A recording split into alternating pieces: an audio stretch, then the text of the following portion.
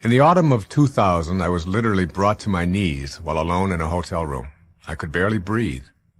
My chest felt like it was in a vice. I was sweating profusely and soon was informed that I had had a heart attack. But something was dreadfully wrong with this picture. I don't smoke or drink. I'm not overweight. I exercise every day, and I've done so for over 25 years.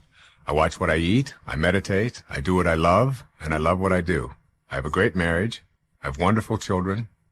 I don't do heart attacks. That's for other people who live their lives in such a way as to invite in heart attacks, not me, not Dr. Wayne Dyer. Yet there I was, in the hospital, with monitor wires attached all over my upper body, and with an IV in my arm. In 3 days, I would have an angiogram procedure. For the first 24 hours, I lay there in a state of shock and disbelief. It is called denial. I felt sorry for myself.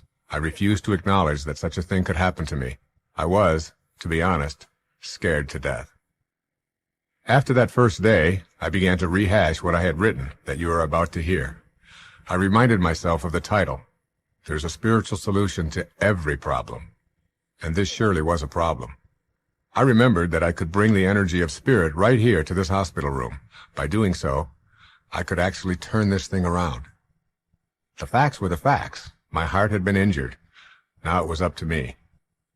I am not this body. I am a spiritual being, eternal, always connected to God. I could shift my awareness to being the observer rather than the victim. It was as if the light came on in a room of darkness. I felt the presence of a higher, faster healing energy almost immediately. I began to be cheerful rather than morose. I circulated around the cardiac ward, attempting to cheer up those who were much worse off than myself. I looked for what was right about that place and experienced gratitude for everything my senses witnessed.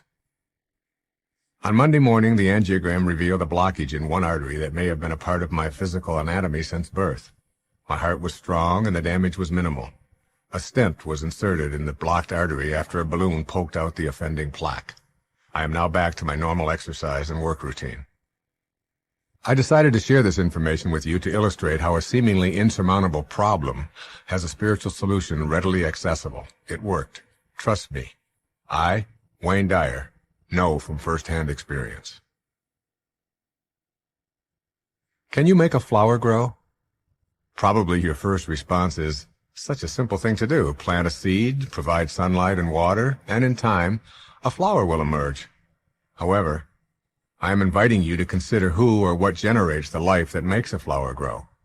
Who or what causes the flower seed to blossom and the tiny embryo to become a human being? Who or what grows our fingernails and beats our heart even as we sleep?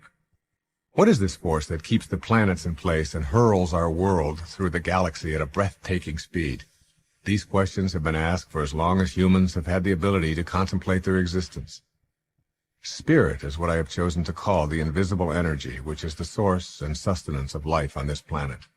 This force, no matter the name we give it, can solve every problem that we encounter.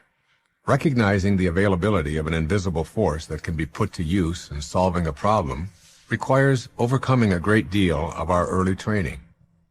Do you believe there's only one kind of power or knowledge, which relies on your sensory or intellectual faculties to solve problems? Most of us have been taught this is true.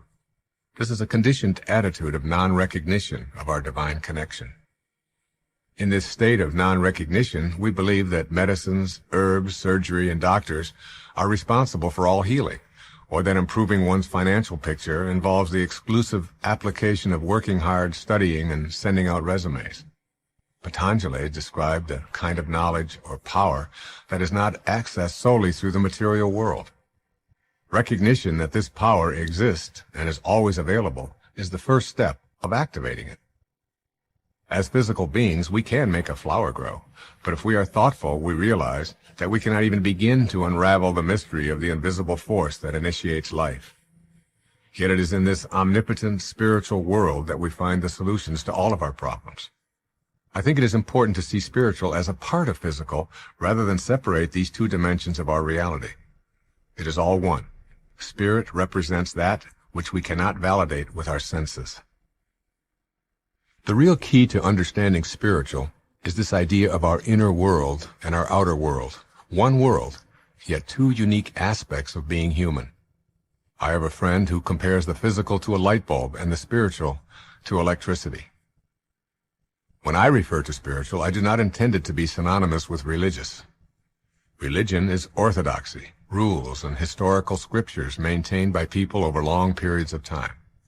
Generally, people are born into religions and raised to obey the customs and practices of that religion without question.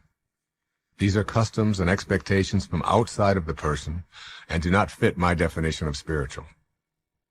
Spirituality is from within. My personal understanding of spiritual practice is that it is a way of making my life work at a higher level and of receiving guidance.